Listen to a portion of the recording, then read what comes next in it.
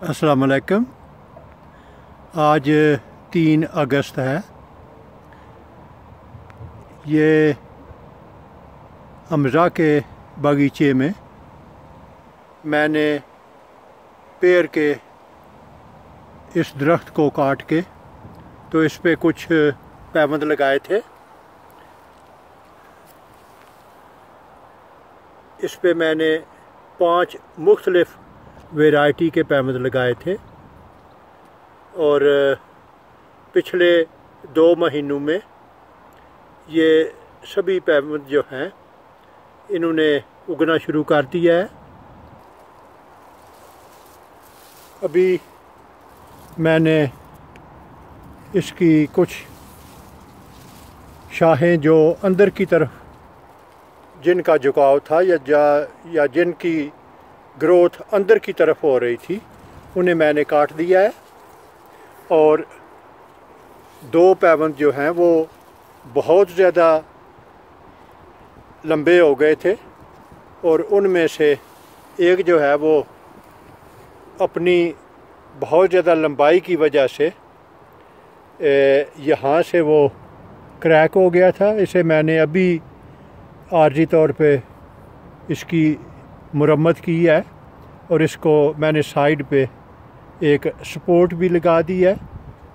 इसके अलावा आप देखें कि मैंने इसका बालाई हिस्सा जो है वो काट दिया है ताकि बहुत ज़्यादा ग्रोथ होने की वजह से ये दोबारा टूटने ना पाए। ये चूँकि एक बड़ा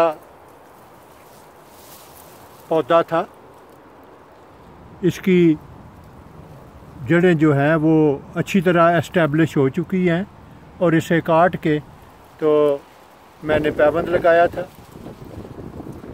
चूँकि इसकी जड़ें काफ़ी दूर तक फैली हुई हैं तो ज़ाहिर है यूँ ही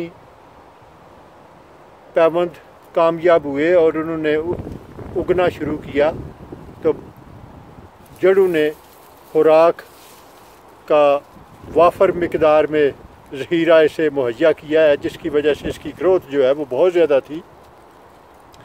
तो इस सूरत में अगर आप किसी बड़े दरख्त पे पैबंद लगाते हैं तो पैबंद कामयाब होने के बाद इस चीज़ का ज़रूर ख्याल रखा जाए कि या तो उसे आप वक्तन फ़वक्तन उसकी लंबाई काट के कम कर दिया करें या फिर उसे कोई शाह या कोई बांस की मामूली सी छड़ी उसके साथ बांध के तो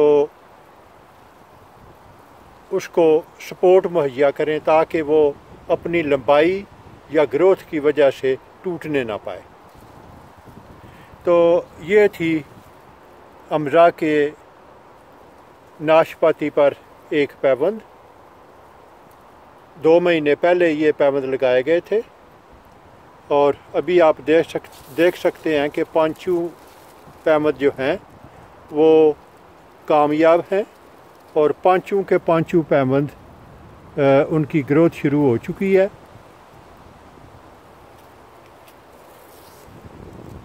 ये 1, ये 2, इसकी जो शाख सीधी ऊपर जा रही थी उसे मैंने काट दिया है और साइड पे जो 2 शाखें हैं उन्हें रहने दिया है। ये तीसरा पैबंद, इसकी ग्रोथ बहुत ज़्यादा थी और इसकी वजह से ये नीचे से क्रैक हो गया। बहरहाल उम्मीद है कि ये मुरम्मत जो मैंने की है इसकी वजह से ये दोबारा जुड़ जाएगा। एक ये है, ये अलग वैरायटी है और एक ये वैरायटी है। तो मैंने इस स्टेज पे जो शाखें या जो शगुफ़े अंदर की तरफ بڑھ رہے تھے انہیں میں نے کاٹ دیا ہے تاکہ اس کو باہر کی طرف موقع دیا جائے اور اس کی گروتھ جو ہے وہ باہر کی طرف ہو۔